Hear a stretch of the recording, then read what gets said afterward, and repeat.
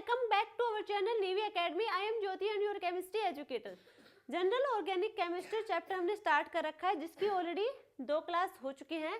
First class में हमने property of carbon atom and classification of organic compound के बारे में डिस्कस किया था। सेकंड क्लास में हमने नोमेनक्लेचर ऑफ ऑर्गेनिक कंपाउंड के बारे में डिस्कस किया था। नोमेनक्लेचर को हमने मेनली 3 पार्ट में डिस्कस किया था, common name system, derived name system and IUPAC nomenclature. इन तीनों के बारे में हमने बता दिया था। आज हम स्टार्ट करेंगे जनरल ऑर्गेनिक केमिस्ट्री की 3rd क्लास, जिसमें हम डिस्कस करने वाले हैं स्टीरियो आइसोमेरिज्म। ये जो स्टीरियो आइसोमेरिज्म चैप्टर है, इसको हम 2 पार्ट में कवर करेंगे। आज इसका फर्स्ट पार्ट होगा, देन इसका सेकंड पार्ट में हम मेनली ऑप्टिकल आइसोमर्स के बारे में डिस्कस करेंगे। उससे पहले का हम आज की क्लास में डिस्कस कर लेंगे। आई होप लास्ट की 2 क्लास आप लोगों को अच्छे से क्लियर होंगे। नोमेनक्लेचर और classification of organic compound, classification of organic compound के नीट पीवाईक्यू हमने क्लास में ही सोल्व करवा दिए थे। जो हमारे नोमेनक्लेचर है और स्टीरियो आइसोमेरिज्म है, इनके जो पीवाईक्यू होंगे नीट और जेईई मेंस के, वो हम बाद में डिस्कस करेंगे। पहले स्टीरियो आइसोमेरिज्म चैप्टर कंप्लीट करेंगे। तो स्टार्ट करते हैं आज की क्लास। जो हमारा टॉपिक रहने वाला है आज की क्लास में स्टीरियो आइसोमेरिज्म में फर्स्ट टॉपिक यानी कि आइसोमेरिज्म। ये आइसोमेरिज्म क्या है पहले ये बताएंगे। देखो आइसोमेरिज्म क्या होगा। आइसो यानी कि सेम, मेरिज्म यानी कि मॉलिक्यूलर फॉर्मूला। नाम से ही क्लियर है। आइसोमेरिज्म यानी कि 2 ऑर्गेनिक कंपाउंड लिए हमने, उन ऑर्गेनिक कंपाउंड का हमें बताना है क्या वो एक दूसरे के आइसोमर्स है या फिर नहीं है। आइसोमर्स हैं तो कैसे हैं, वो कैसे होंगे, यदि उन दोनों कंपाउंड के मॉलिक्यूलर फॉर्मूला सेम हो बट उनकी प्रॉपर्टी डिफरेंट हो, तो वो क्या होंगे, एक दूसरे के आइसोमर्स होंगे। क्या होगा, यदि 2 कंपाउंड हमारे एक दूसरे के क्या होंगे, एक दूसरे का उनका मॉलिक्यूलर फॉर्मूला तो सेम है बट प्रॉपर्टी डिफरेंट है। प्रॉपर्टी यानी कि physical and chemical property different है, तो वो दोनों कंपाउंड एक दूसरे के आइसोमर्स होंगे। यदि हम एग्जांपल की बात करें, देखो यदि हमने एक कंपाउंड लिया CH3CHO, ठीक है, और एक हमने कंपाउंड लिया CH3C डबल बॉन्ड OCH3, ये हमारे पास कंपाउंड है। 2 कंपाउंड लिए हमने ऑर्गेनिक। अब हमें बताना है क्या ये एक दूसरे के आइसोमर्स हैं या फिर नहीं है। तो इनको देखने के लिए सबसे पहले इनका मॉलिक्यूलर फॉर्मूला चेक करना होगा।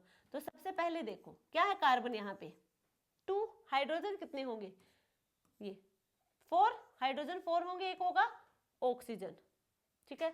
यहाँ पे हम बात करें तो कार्बन होंगे 1 2 3, हाइड्रोजन होंगे 3 और 3 6, ऑक्सीजन होगी 1। क्लियर यहाँ तक सबको। इसे हम लिखेंगे जनरल फॉर्मूला की फॉर्म में। जनरल फॉर्मूला यानी कि CN, कार्बन हाइड्रोजन कितने हैं इसका 2 टाइम्स, तो हाइड्रोजन को लिख देंगे CnH2n ऑक्सीजन। क्लियर यहाँ तक। इसको भी हम ऐसे लिखेंगे जनरल फॉर्म में। कितना है, यदि मान लीजिए CN है तो हाइड्रोजन कितना है यहाँ पे, इसका 2 टाइम्स है, तो हाइड्रोजन होगा 2NO। क्या दोनों कंपाउंड के मॉलिक्यूलर फॉर्मूला सिमिलर दिख रहे हैं।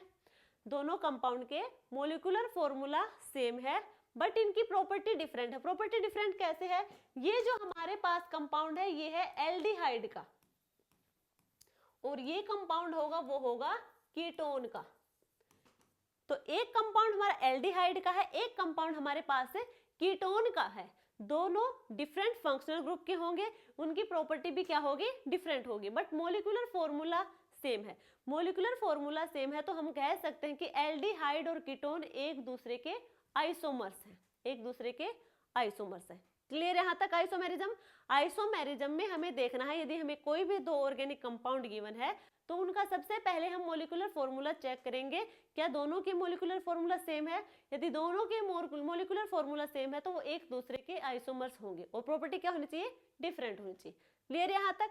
यदि हम बात करें आइसोमेरिज्म, आइसोमेरिज्म होगा हमारे पास 2 टाइप्स के। आइसोमेरिज्म 2 टाइप्स के होंगे।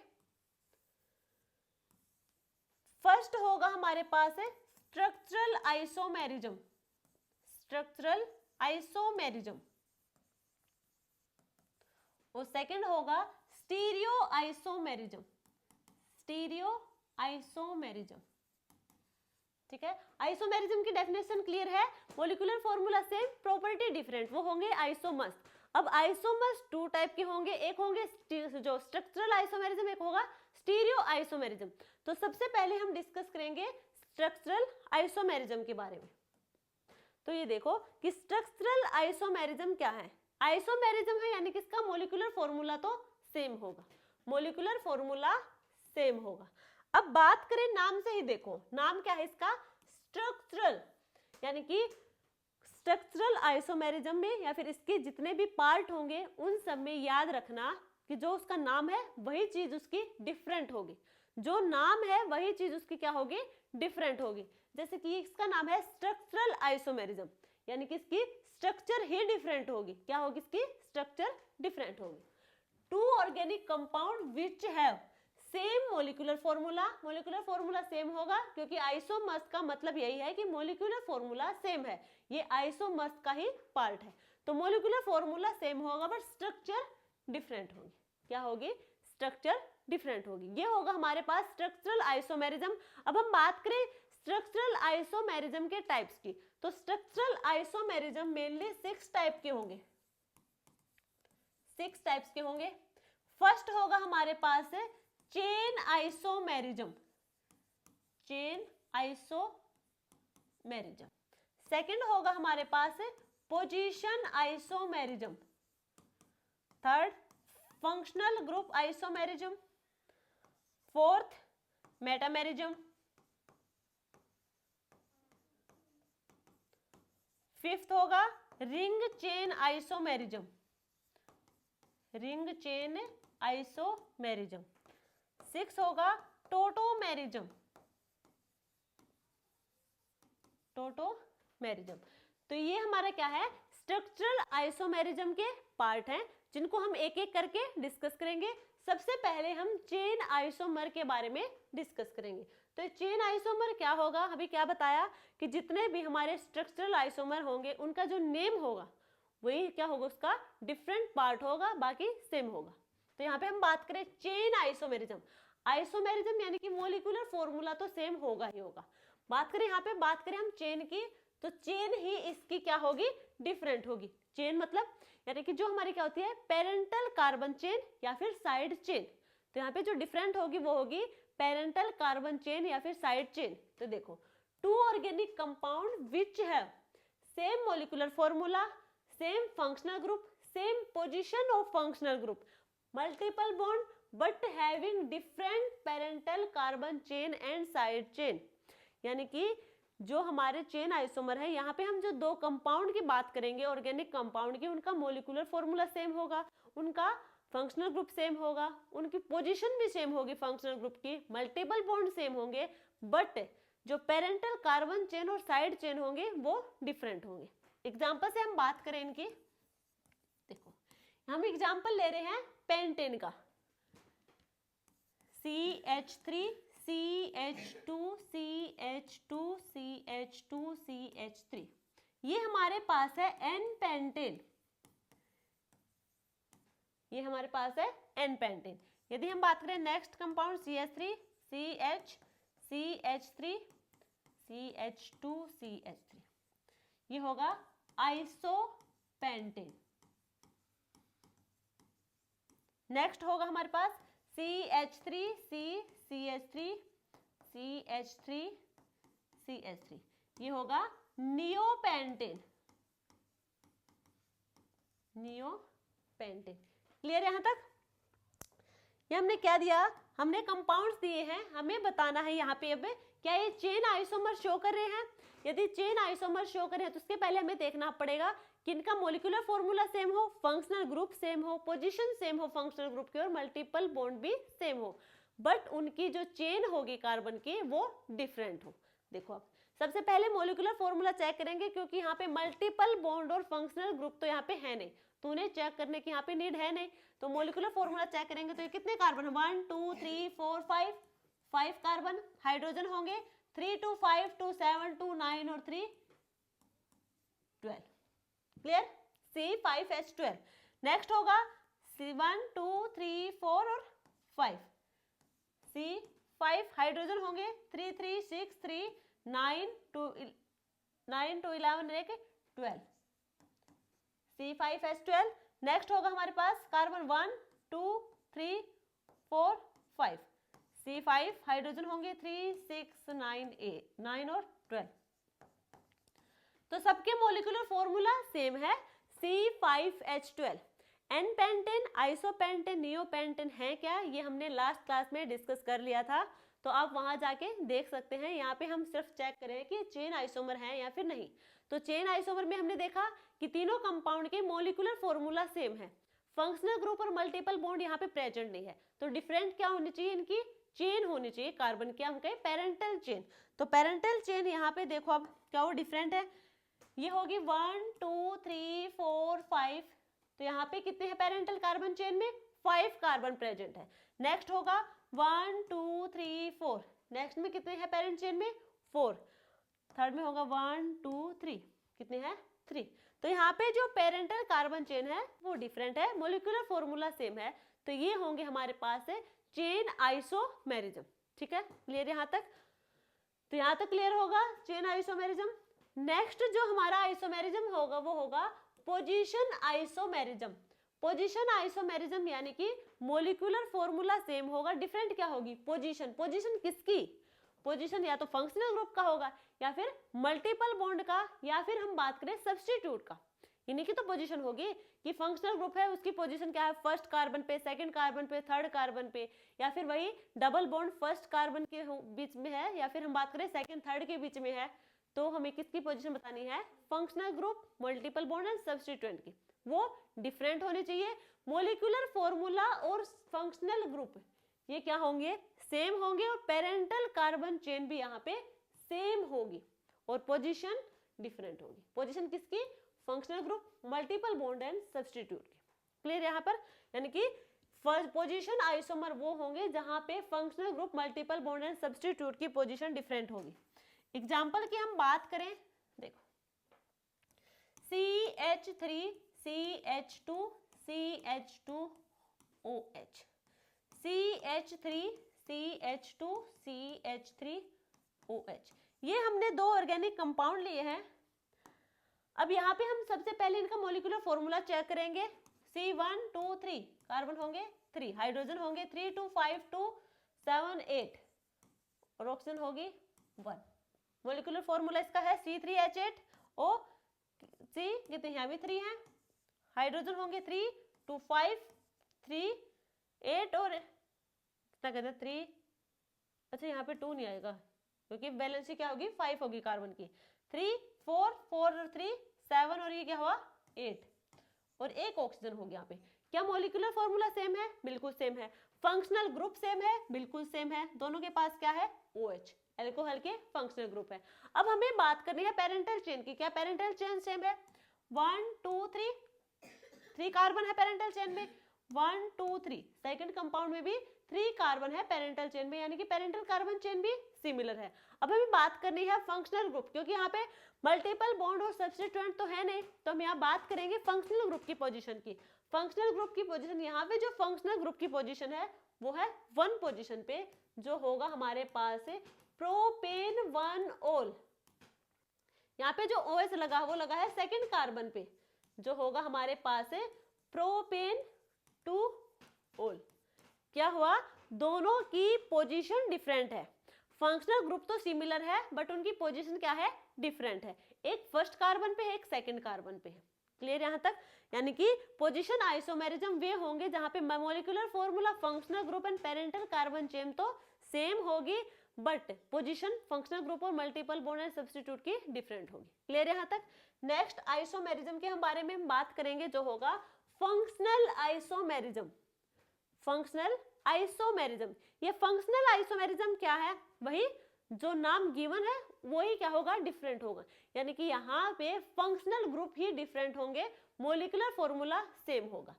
To organic compound which have same molecular formula but having different functional group. Functional isomerism में फंक्शनल ग्रुप ही डिफरेंट होंगे। एग्जांपल से क्लियर होगा, देखो यदि हम बात करें CH3CH2COOH, एक कंपाउंड हमारे पास है CH3C डबल बॉन्ड OCH3। ये दो कंपाउंड हमने लिए हैं, ये दो कंपाउंड हमने लिए हैं। हमें चेक करना क्या है, सबसे पहले मॉलिक्यूलर फॉर्मूला चेक करना है क्या दोनों में सेम है। देखो कार्बन 1 2 3 कितना हुआ, C3 हाइड्रोजन होंगे 3 2 5 और 1 6, ऑक्सीजन होंगे 2। क्लियर यहां तक। नेक्स्ट होगा हमारे पास 1 2 3 कार्बन, हाइड्रोजन होंगे 3 कितना होगा 6, ऑक्सीजन होंगी 2। तो दोनों का मॉलिक्यूलर फॉर्मूला तो सेम है। अब हमें बात करनी है क्या यहाँ पे कोई फंक्शनल ग्रुप है और वो डिफरेंट है। देखो फर्स्ट कंपाउंड में जो फंक्शनल ग्रुप है वो है एसिड का, फर्स्ट कंपाउंड में फंक्शनल ग्रुप हमारा एसिड होगा, सेकंड कंपाउंड में फंक्शनल ग्रुप होगा एस्टर। तो क्या है यहाँ पे फंक्शनल ग्रुप डिफरेंट है बट मॉलिक्यूलर फॉर्मूला सेम है। तो हम कह सकते हैं कि एसिड और एस्टर एक दूसरे के फंक्शनल आइसोमेरिज्म है, एसिड और एस्टर एक दूसरे के फंक्शनल आइसोमेरिज्म है। यदि और एग्जांपल की हम बात करें,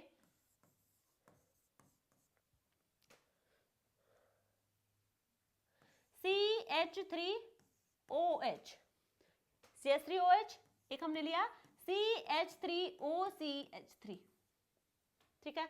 ये हमने दो कंपाउंड लिया, क्या आप बता सकते हैं कि एक दूसरे के फंक्शनल आइसोमेरिज्म होंगे या फिर नहीं। देखो फंक्शनल आइसोमेरिज्म के लिए सबसे पहले मॉलिक्यूलर फॉर्मूला चेक करेंगे, कितना होगा कार्बन 1, हाइड्रोजन होंगे 4, ऑक्सीजन होगी 1। यहाँ पे कार्बन होंगे 1 2, हाइड्रोजन होंगे 3 और 3 6 और 1 ऑक्सीजन। अब इनको हम जनरल फॉर्म में लिखेंगे, तो जनरल फॉर्म में लिखेंगे तो क्या है यहाँ पे CN, ये इसका कितना है 2 टाइम्स +2 यानी कि H2N+2O, यही है। बात करें इसकी तो यहाँ पे भी क्या है CN 2 टाइम्स +2 तो H होगा 2N+2O। अब देखो दोनों का मॉलिक्यूलर फॉर्मूला सिमिलर है CnH2n+2O। क्लियर यहां तक सबको, मॉलिक्यूलर फॉर्मूला तो सेम होगा। नेक्स्ट पॉइंट हमारा है इनका जो फंक्शनल ग्रुप होगा क्या वो डिफरेंट है। जो फर्स्ट कंपाउंड है वहां पे जो फंक्शनल ग्रुप होगा वो होगा एल्कोहल का, जो सेकंड कंपाउंड होगा उसका जो फंक्शनल ग्रुप होगा वो होगा ईथर का। क्या है यहाँ पे एक हमारा एल्कोहल का कंपाउंड है, एक ईथर का कंपाउंड है। तो यहाँ पे क्या है मॉलिक्यूलर फॉर्मूला सेम है, फंक्शनल ग्रुप डिफरेंट है, तो इसे हम कह सकते हैं कि एक दूसरे क्या है फंक्शनल आइसोमेरिज्म है। तो हमें पता चला यहाँ से क्या एल्कोहल और ईथर एक दूसरे के फंक्शनल आइसोमेरिज्म है, एक दूसरे के फंक्शनल आइसोमेरिज्म है क्योंकि इनका मॉलिक्यूलर फॉर्मूला सेम है और इनका जो फंक्शनल ग्रुप होगा वो होगा डिफरेंट। नेक्स्ट आइसोमर की हम बात करें तो नेक्स्ट आइसोमर होगा हमारे पास मेटामेरिज्म। मेटामेरिज्म, ये मेटामेरिज्म क्या है ये देखो, फर्स्ट पॉइंट तो वही मॉलिक्यूलर फॉर्मूला सेम होगा, मॉलिक्यूलर फॉर्मूला तो सेम होगा। इस कंपाउंड की मेन पॉइंट जो है वो याद करने का यही है, मान लीजिए हमारे पास ये कोई एक फंक्शनल ग्रुप है, तो इसका पॉइंट यही है कि एक फंक्शनल ग्रुप हमारे पास, उसके लेफ्ट साइड और राइट साइड, फंक्शनल ग्रुप के लेफ्ट और राइट साइड दोनों साइड कार्बन एटम प्रेजेंट होंगे। फर्स्ट पॉइंट यही है कि जो हमारा फंक्शनल ग्रुप होगा उसके लेफ्ट और राइट दोनों साइड जो कार्बन एटम होंगे वो प्रेजेंट होंगे। लेफ्ट साइड में भी कार्बन एटम होंगे और राइट साइड में भी कार्बन एटम होंगे। क्लियर यहां तक, दोनों साइड होंगे। सेकंड पॉइंट क्या कह रहा है, यदि हमें कितने कंपाउंड लेने हैं, दो कंपाउंड लेने हैं, दो कंपाउंड का हम आइसोमर चेक करते हैं कि वो एक दूसरे के मेटामेरिज्म होंगे या फिर नहीं होंगे। तो हमारे दो कंपाउंड लेंगे तो उन दोनों में जो फंक्शनल ग्रुप के लेफ्ट और राइट साइड जो कार्बन एटम प्रेजेंट होंगे, हम अब बात ये कर रहे हैं लेफ्ट और राइट की बात नहीं करें, हम बात कर रहे हैं फर्स्ट और सेकंड कंपाउंड की। फर्स्ट और सेकंड कंपाउंड में लेफ्ट और राइट के जो कार्बन होंगे दोनों में डिफरेंट होंगे। क्या होंगे? डिफरेंट होंगे एक दूसरे से। एग्जांपल से हम बात करें,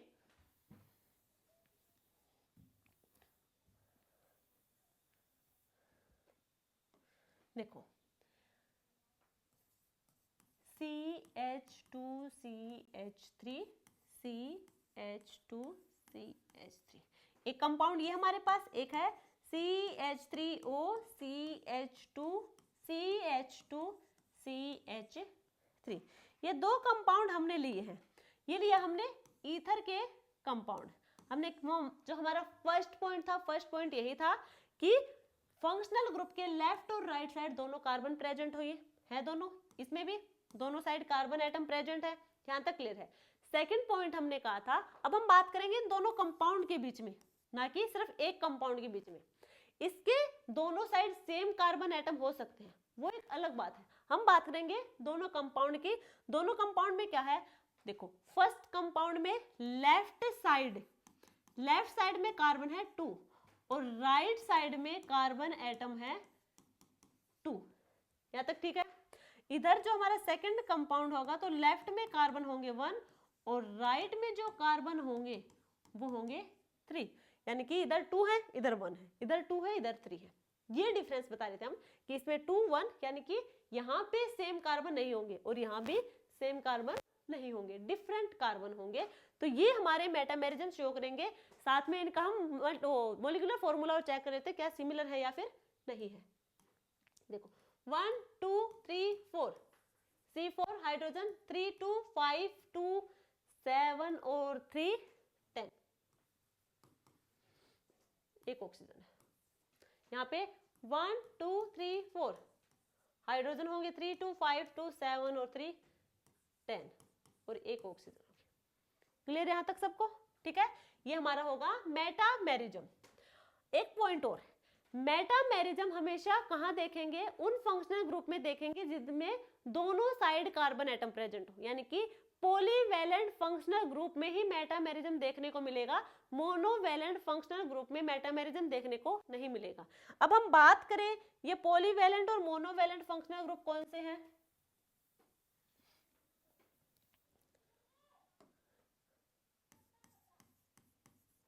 पॉलीवैलेंट फंक्शनल ग्रुप और एक होता है monovalent functional group.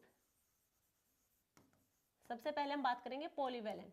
Polyvalent functional group वो होंगे, वो फंक्शनल ग्रुप जिसके लेफ्ट और राइट साइड दोनों साइड कार्बन हो, जैसे कि ether, ketone, ester, amide, secondary amine, tertiary amine. ये होंगे हमारे पॉलीवैलेंट फंक्शनल ग्रुप, यानी कि फंक्शनल ग्रुप के दोनों साइड कार्बन एटम प्रेजेंट हो। क्लियर यहां तक? बात करें monovalent functional group, monovalent functional group वो होंगे कि फंक्शनल ग्रुप के एक ही साइड कार्बन एटम प्रेजेंट हो, जैसे alcohol, aldehyde, primary amine acid, या फिर हम कहें थायो एल्कोहल। ठीक है, तो ये होंगे हमारे मोनोवैलेंट फंक्शनल ग्रुप और पॉलीवैलेंट फंक्शनल ग्रुप। मेटामेरिज्म हमेशा पॉलीवैलेंट फंक्शनल ग्रुप में देखने को मिलेगी। क्लियर यहां तक? नेक्स्ट जो हमारा आइसोमेरिज्म होगा वो होगा रिंग चेन आइसोमेरिज्म। नाम से ही देखो क्या कह रहा है, ring chain isomerism. Structural isomerism का पार्ट है, मॉलिक्यूलर फॉर्मूला सेम होगा। क्या होगा? विच have same molecular formula but differ in structure. Structure different होगी। कैसे होगी? देखो, हम आइसोमेरिज्म देखने के लिए दो कंपाउंड की नीड होगी। ठीक है, जो यहाँ पे रिंग चेन आइसोमेरिज्म होगा वहां पे एक कंपाउंड हमारा रिंग स्ट्रक्चर का होगा और एक कंपाउंड हमारा ओपन चेन स्ट्रक्चर होगा। नाम से पता चला है, एक हमारा रिंग स्ट्रक्चर होगा और एक हमारा होगा ओपन चेन स्ट्रक्चर का कंपाउंड। क्लियर यहां तक?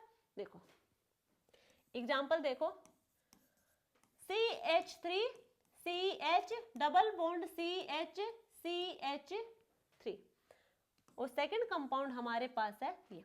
तो फर्स्ट कंपाउंड हमने एल्केन का लिया है, सेकंड कंपाउंड हमने लिया है साइक्लोएल्केन का, जो क्या है? ब्यूटेन है। क्लियर? अब हमें चेक क्या करना है, सबसे पहले इनका मॉलिक्यूलर फॉर्मूला चेक करेंगे। 1 2 3 4 C4 हाइड्रोजन होंगे 3 4 5 और 3 8। कितना हुआ? C4H8। इसे हम जनरल फॉर्म में लिख सकते हैं CnH2n। क्लियर यहां तक सबको? अब हम बात करेंगे नेक्स्ट कंपाउंड। क्या है यहाँ पे? CH2 है, चारों पोजीशन पे क्या है CH2, तो कार्बन कितना है C और हाइड्रोजन कितने होंगे 8, तो ये भी क्या है CnH2n।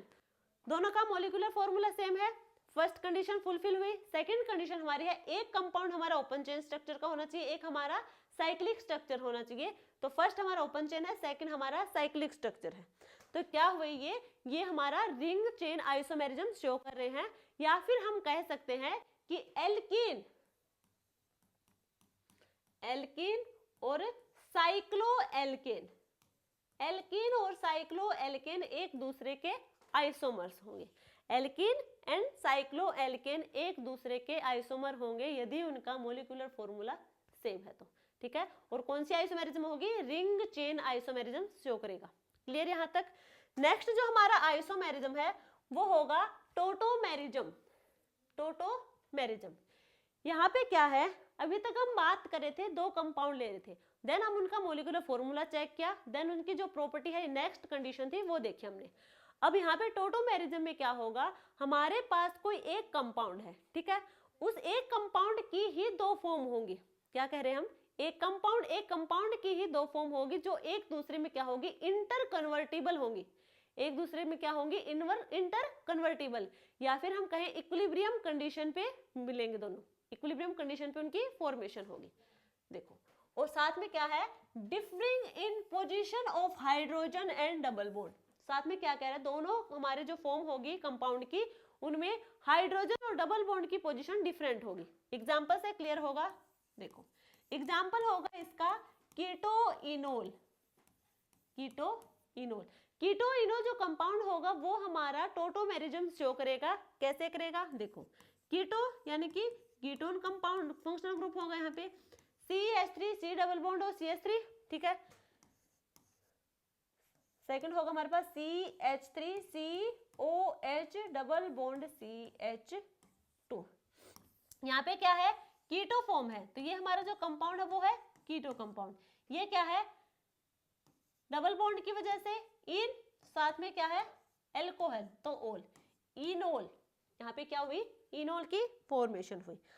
अब ये जो इनोल कंपाउंड है हमें पता है एक ही कार्बन पर OH ग्रुप और डबल बॉन्ड, एक ही कार्बन पर OH ग्रुप और डबल बॉन्ड स्टेबल नहीं हो सकते। तो क्या क्या हाइड्रोजन यहाँ से क्या चला जाएगा CH2 के साथ, और यहाँ डबल बॉन्ड कहाँ जाएगा, यहाँ पे ऐसे जाएगा, ठीक है।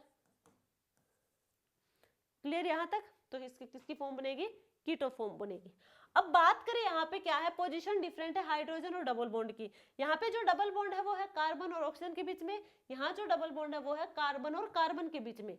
हाइड्रोजन की पोजीशन यहाँ पे देखो, यहाँ पे हाइड्रोजन है CH2 के साथ और यहाँ पे हाइड्रोजन है ऑक्सीजन के साथ।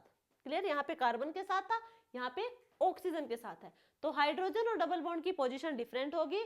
साथ में यहाँ पे एक ही कंपाउंड के दो फॉर्म है जो इक्विलिब्रियम कंडीशन पे फॉर्म करेंगे, ठीक है, या फिर हम कहें इंटर कन्वर्टिबल है। तो ये हमारा था टोटोमेरिज्म। टोटोमेरिज्म का सबसे बेस्ट एग्जांपल ये होता है कीटो और इनोल का, ठीक है। ये हमारे यहाँ पे स्ट्रक्चरल आइसोमेरिज्म कंप्लीट हुआ, जो आइसोमेरिज्म का एक पार्ट था। नेक्स्ट जो पार्ट था वो था हमारा स्टीरियो आइसोमेरिज्म। अब हम डिस्कस करेंगे स्टीरियो आइसोमेरिज्म को डिस्कस करेंगे। स्टीरियो आइसोमेरिज्म क्या है, आइसोमेरिज्म है तो मॉलिक्यूलर फॉर्मूला तो यहाँ भी क्या होगा, सेम होगा। जो हम ऑर्गेनिक कंपाउंड लेंगे उनका मॉलिक्यूलर फॉर्मूला सेम होगा, साथ में स्ट्रक्चरल फॉर्मूला भी सेम होगा। मॉलिक्यूलर फॉर्मूला, स्ट्रक्चरल फॉर्मूला दोनों क्या होंगे, सेम होंगे, बट डिफरेंट क्या होगा फिर, different arrangement of groups and atoms in A space. जो कंपाउंड में हमारे जो एटम या फिर ग्रुप लगे होंगे वो आगे हम एग्जांपल देखेंगे, अच्छे से क्लियर हो जाएगा। जो एटम्स और ग्रुप होंगे उनकी अरेंजमेंट डिफरेंट होगी और molecular formula, structural formula same होगा, वो होंगे हमारे स्टीरियो आइसोमेरिज्म। क्लियर यहाँ तक। अब हम बात करें स्टीरियो आइसोमेरिज्म, टू टाइप के होंगे। स्टीरियो आइसोमेरिज्म टू टाइप के होंगे। एक होगा हमारे पास कॉन्फिगरेशनल आइसोमेरिज्म, एक होगा हमारे पास कन्फर्मेशनल आइसोमेरिज्म, ठीक है। स्टीरियो आइसोमेरिज्म 2 टाइप के होंगे, कॉन्फिगरेशनल और कॉन्फर्मेशनल। तो सबसे पहले हम कॉन्फिगरेशनल आइसोमेरिज्म के बारे में बात करेंगे। ये कॉन्फिगरेशनल आइसोमेरिज्म क्या है? देखो क्या होगा, मॉलिक्यूलर फॉर्मूला सेम होगा, जो कनेक्शन होगा या फिर हम बात करें कनेक्टिविटी, कनेक्टिविटी भी सेम होगी, बट जो 3D अरेंजमेंट होगी वो होगी डिफरेंट, अरेंजमेंट होगी वो होगी डिफरेंट। कॉन्फिगरेशनल आइसोमेरिज्म वो आइसोमेरिज्म होंगे जहां पे दो ऑर्गेनिक कंपाउंड हैं, उनका मॉलिक्यूलर फॉर्मूला सेम होगा, उनकी कनेक्टिविटी भी सेम होगी, बट उनकी अरेंजमेंट होगी ग्रुप या एटम्स की, वो क्या होगी, डिफरेंट होगी। यही फर्क है, ये होगी हमारी कॉन्फिगरेशनल आइसोमेरिज्म। जो कॉन्फिगरेशनल आइसोमेरिज्म होंगे ये 2 टाइप के होंगे, एक हमारा ज्योमेट्रिकल आइसोमेरिज्म होगा, एक होगा हमारा ऑप्टिकल आइसोमेरिज्म।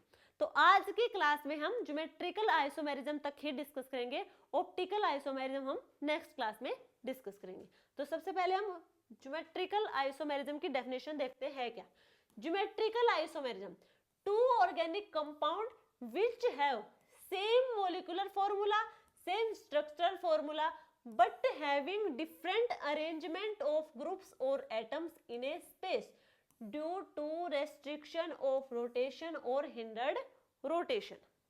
क्या कहा इसने, molecular formula same, structural formula भी सेम, बट यहाँ पे जो एटम्स और ग्रुप की जो अरेंजमेंट होगी वो डिफरेंट होगी स्पेस में, किसकी वजह से, due to restriction of rotation. ये रेस्ट्रिक्शन ऑफ रोटेशन क्या है, पहले यही चेक करते हैं।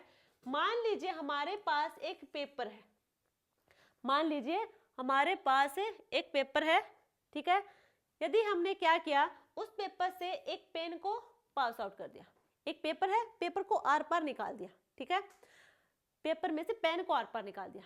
अब हमें पता है उसको हम क्या करेंगे, पेपर को बार बार क्या करवाएंगे, उसके रोटेट करवाएंगे, तो इजीली रोटेट हो जाएगा। क्या होगा, वो फ्रीली रोटेट होगा, यहाँ पे कोई रेस्ट्रिक्शन नहीं होगी, कोई रेस्ट्रिक्शन यहाँ पे नहीं होगी। यदि हम बात करें इसी पेपर में, यदि हमने 2 पेन को निकाल दिया, उसी पेपर में हमने 2 पेन को निकाला, अब दोनों पेन को पकड़ो एक साथ, क्या आप पेपर को इजीली रोटेट करवा पाओगे? अब नहीं करवा पाएंगे, क्योंकि दोनों पेन की वजह से वहां पे रेस्ट्रिक्शन होगा रोटेशन में। क्या हुआ, रेस्ट्रिक्शन होगा। अब ये जो सिंगल पेन यानी कि सिग्मा बॉन्ड को रिप्रेजेंट कर रहा है, डबल पेन यानी कि यहाँ पे पाई बॉन्ड को रिप्रेजेंट कर रहा है, तो रेस्ट्रिक्शन किसकी वजह से आया है, पाई बॉन्ड की वजह से।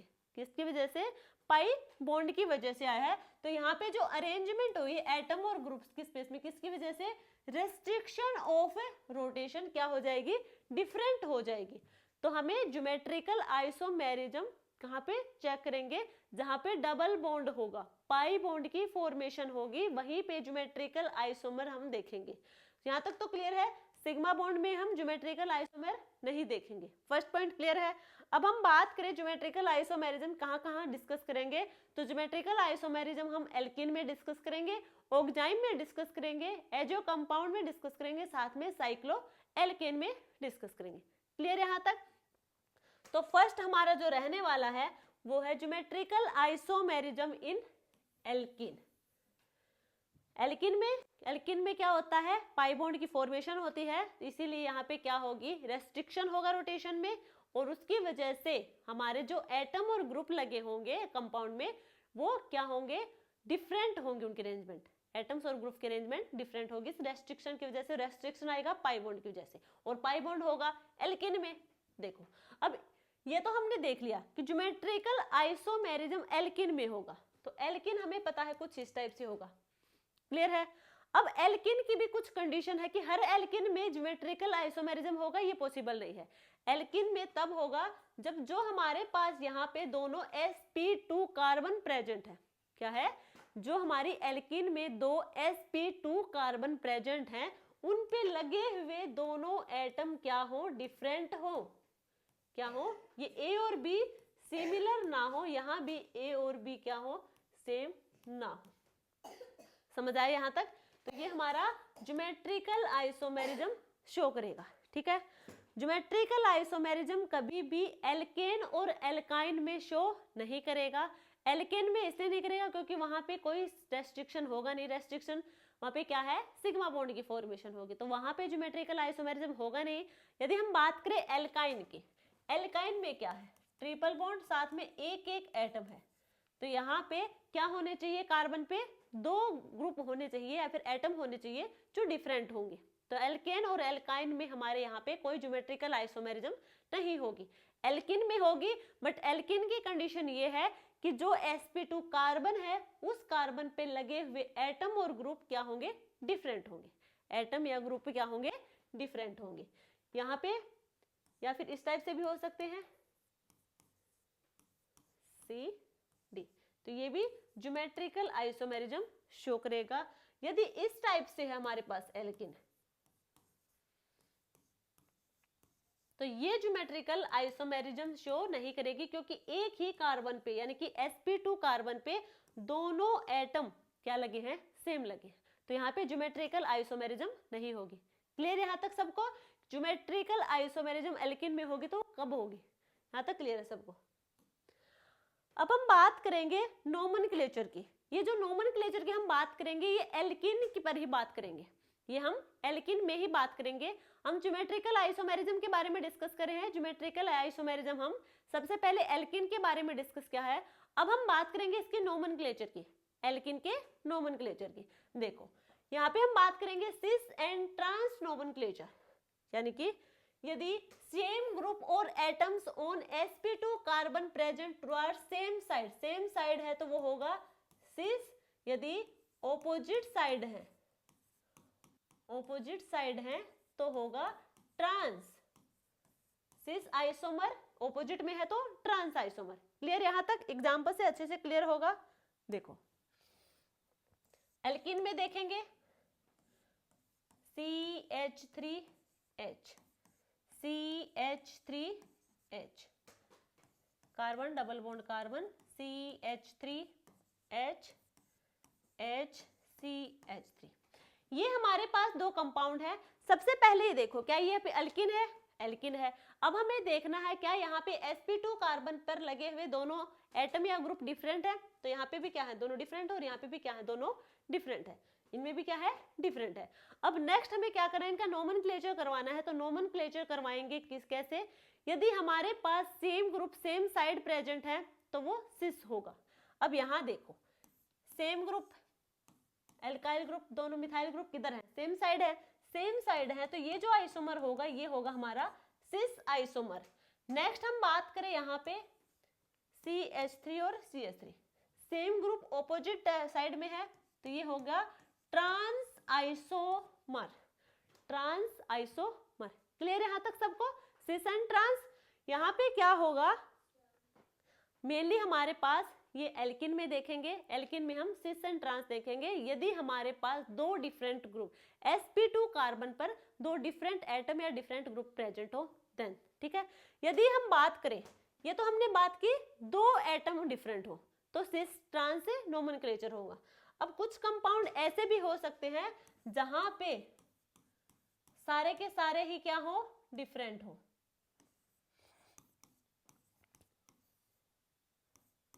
ये देखो अब यहाँ पे जो sp2 कार्बन है, अब चारों एटम या फिर हम बात करें चारों ग्रुप ही क्या है, डिफरेंट है। अब यहाँ पे हम सिस और ट्रांस नोमेनक्लेचर नहीं देख सकते, नोमेनक्लेचर सिर्फ दो एटम डिफरेंट हो वहीं पे हम देख सकते हैं। यहाँ पे चारों है तो यहाँ पे नया नोमेनक्लेचर आया जो कि है EZ नोमेनक्लेचर। अब पहली बात ये है, देखो फर्स्ट पॉइंट क्या है, अब हमने ये तो देख लिया चारों एटम क्या है, डिफरेंट है। चारों एटम डिफरेंट है तो हम EZ नोमेनक्लेचर कैसे बताएंगे?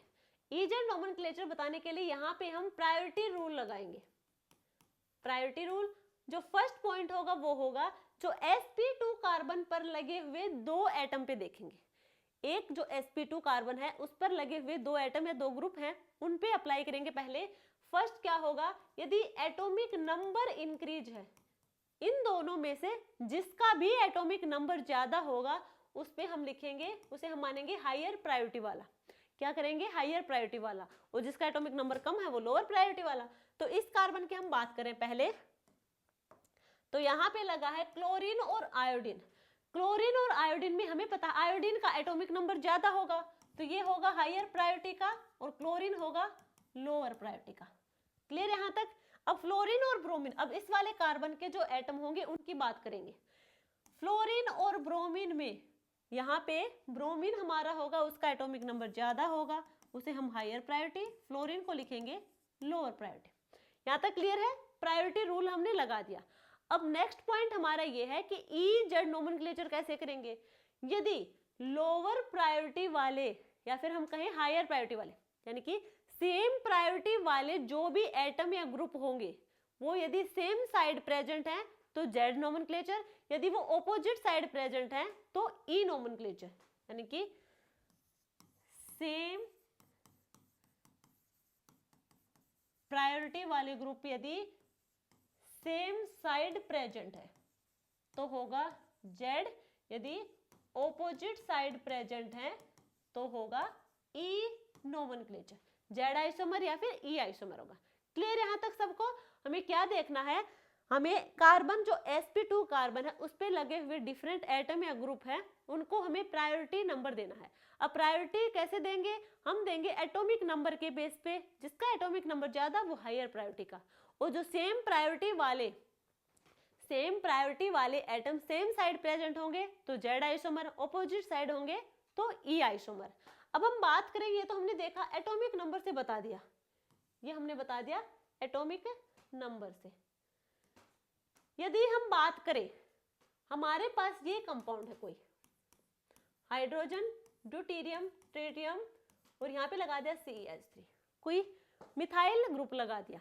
अब यहाँ पे भी चारों एटम डिफरेंट है और साथ में एल्किन भी है, बट यहाँ पे देखो यदि हम इनके एटॉमिक नंबर के बेस पे बात करें, हमें प्रायोरिटी रूल लगाएंगे तभी हम आइसोमर निकालेंगे, बट यहाँ पे क्या होगा, यदि हम लगाएं हमारा एटॉमिक नंबर वाला रूल, तो हमें पता है हाइड्रोजन का भी एटॉमिक नंबर 1 है और ड्यूटेरियम का भी एटॉमिक नंबर 1 है।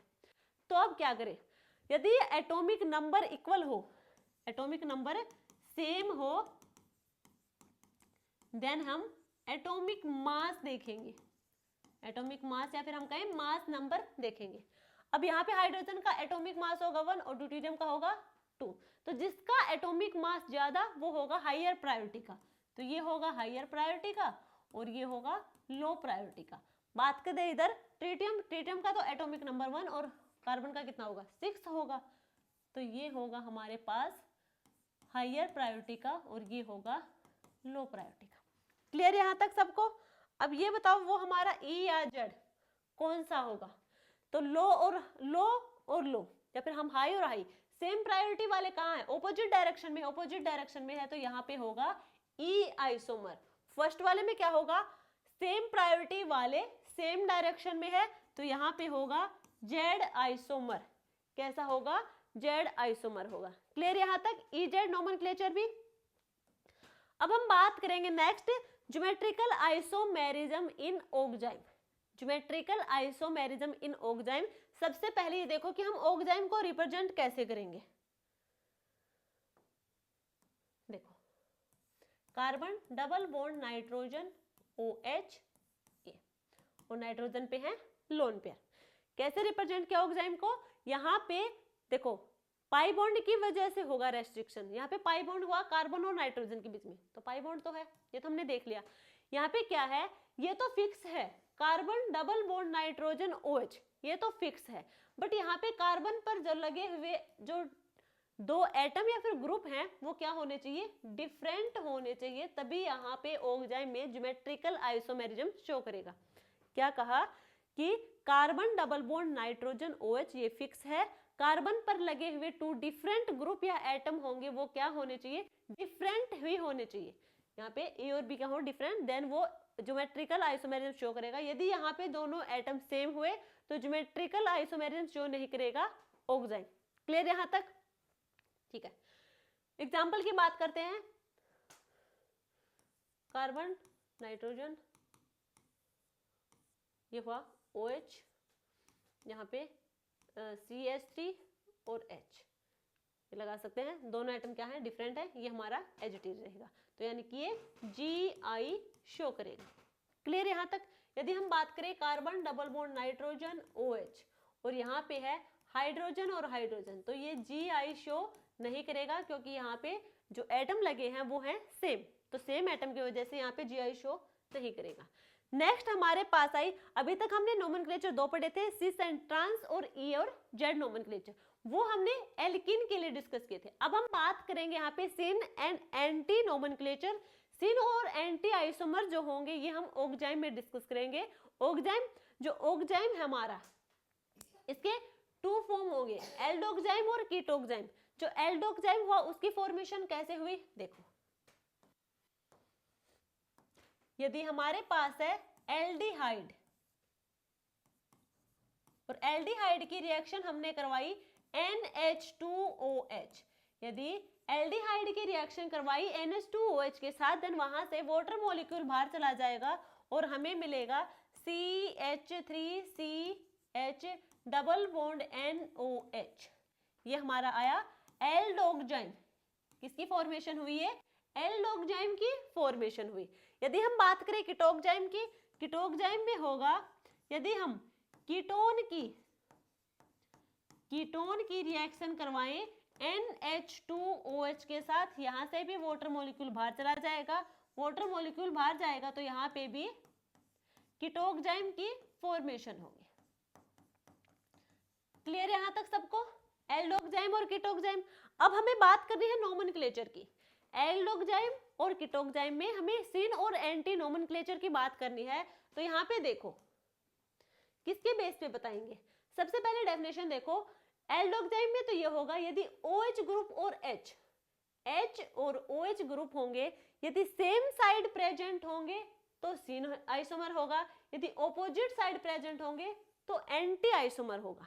किसकी बात करें हम, एल्डोक्जाइम में तो हम बात करेंगे OH ग्रुप और H की, जो सेम साइड प्रेजेंट होंगे तो सिन आइसोमर, ऑपोजिट साइड प्रेजेंट होंगे तो होंगे हमारे एंटी आइसोमर। बात करें कीटोक्जाइम में, कीटोक्जाइम में OH group and alkyl group, OH group and alkyl group, यदि सेम साइड प्रेजेंट है तो सिन है, ऑपोजिट साइड प्रेजेंट है तो एंटी होगा। अब हम बात करें यहाँ पे देखो, ये हमारे पास क्या है, कीटोक्जाइम है, ठीक है। अब हमें पता है यहाँ पे OH तो होगा ही क्योंकि वो नाइट्रोजन के साथ लगा है। एल्काइल ग्रुप की हम बात क्यों कर रहे हैं, क्योंकि कीटोन में हमेशा कार्बन के दोनों साइड कार्बन एटम, यानी कि या फिर कहें CO फंक्शनल ग्रुप के दोनों साइड कार्बन एटम प्रेजेंट होंगे, तो हाइड्रोजन तो होगा नहीं, तो हाइड्रोजन की बात नहीं करेंगे। तो पहले हम बात करेंगे किसकी, एल्डोक्जाइम की। चलो कीटोक्जाइम की कर लेते हैं। इसके 2 कंपाउंड की फॉर्मेशन करते हैं पहले, CH3C C2H5 double bond N lone pair और OH। सेकंड होगा हमारे पास CH3C C2H5 double bond N OH और लोन पेयर। OH और हमें एल्काइल ग्रुप देखना है। अब ध्यान से देखो, ये भी एल्काइल ग्रुप है और ये भी एल्काइल ग्रुप है, ये मिथाइल हुआ, ये इथाइल हुआ, है तो एल्काइल ग्रुप है। अब हम कैसे पता लगाएंगे हमें कौन सा एल्काइल ग्रुप लेना है, तो जो एल्काइल ग्रुप लेंगे वो हम लेंगे अल्फाबेट के अकॉर्डिंग, अल्फाबेटिकल ऑर्डर के अकॉर्डिंग। तो मिथाइल में क्या होगा M, इथाइल में क्या होगा E। अल्फाबेटिकल ऑर्डर देखे तो E पहले आएगा, तो हमें इथाइल और OH के बीच में देखना है कि वो सेम साइड है या फिर ऑपोजिट साइड। तो इथाइल और OH क्या है, सेम साइड है, सेम साइड है तो ये होगा सिन आइसोमर, और यहाँ पे इथाइल और OH ये होंगे ऑपोजिट साइड होंगे तो ये होगा एंटी आइसोमर। क्लियर कीटोक्जाइम। अब हम बात करेंगे एल्डोक्जाइम की। एल्डोक्जाइम में हम बात करें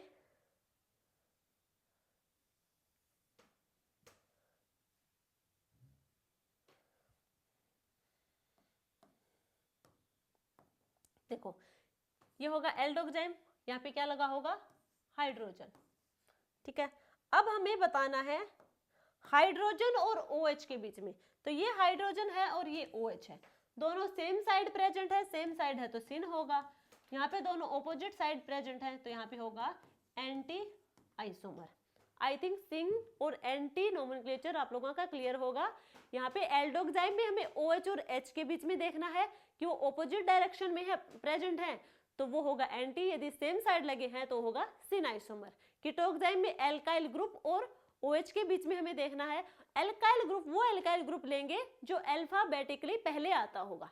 क्लियर है यहाँ तक? ठीक है। नेक्स्ट हमारे पास है ज्योमेट्रिकल आइसोमेरिज्म इन एजो कंपाउंड। किसमें? एजो कंपाउंड में। सबसे पहले देखो इसकी रिप्रेजेंटेशन होगी कुछ इस टाइप से, N डबल बॉन्ड N।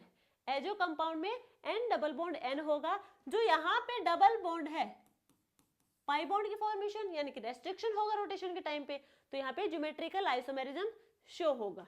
तो ये तो क्लियर है कि एजो कंपाउंड के जितने भी कंपाउंड होंगे वो सारे के सारे ज्योमेट्रिकल आइसोमेरिज्म शो करेंगे, क्योंकि यहाँ पे इसके भी यहाँ पे एक एटम लगा होगा, इसके भी यहाँ पे एक एटम लगा होगा, तो सिमिलर का कोई यहाँ पे है नहीं। और इनके पास क्या होंगे? एक एक लोन पेयर प्रेजेंट होंगे, क्योंकि नाइट्रोजन की वैलेंसी 5, 3 बॉन्ड के साथ एक लोन पेयर। क्लियर यहाँ तक? अब यहाँ पे जो हमारा सिन और एंटी आइसोमर है वो कैसे देखेंगे? अब यहाँ पे जो फर्क होगा वो है यदि ये lone pair same side present है तो सिन आइसोमर, यदि ऑपोजिट साइड प्रेजेंट है तो एंटी आइसोमर। एग्जांपल से देखेंगे, N double bond N lone pair, यहाँ पे हमने लगा दिया CH3 CH3। नेक्स्ट कंपाउंड हमारे पास N double bond N lone pair, यहाँ पे है CH3 CH3। और ये दोनों कंपाउंड है डिफरेंट भी हो सकते हैं, ये दोनों कंपाउंड यहाँ पे CH3 यहाँ पे Cl कुछ भी, मतलब ये डिफरेंट हो सकते हैं। हमें चेक करना है यहाँ पे लोन पेयर में, लोन पेयर दोनों ऑपोजिट साइड है, ऑपोजिट साइड प्रेजेंट है, तो यहाँ पे जो आइसोमर होगा वो होगा एंटी आइसोमर। क्लियर?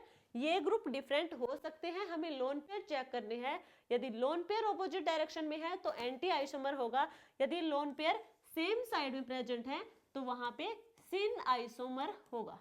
क्लियर यहाँ तक सबको? ठीक है, ये हुआ हमारा ज्योमेट्रिकल आइसोमेरिज्म इन एजो कंपाउंड।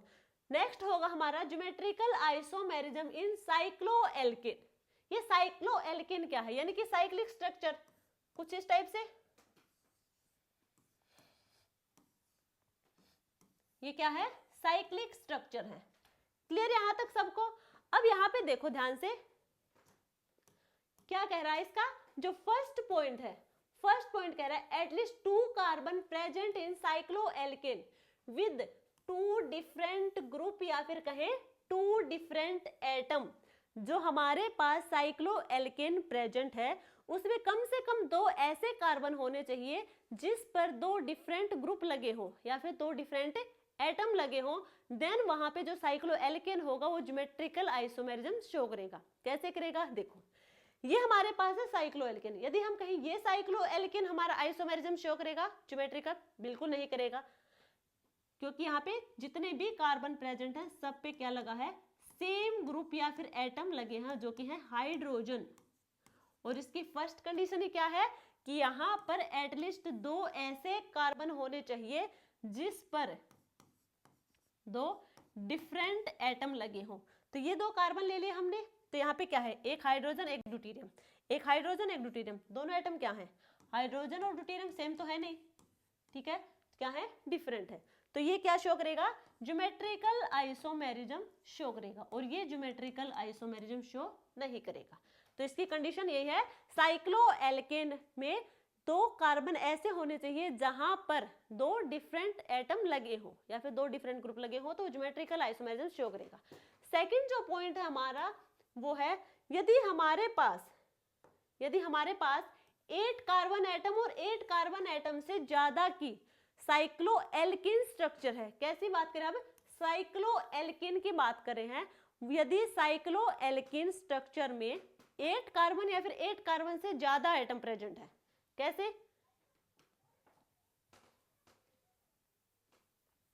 देखो,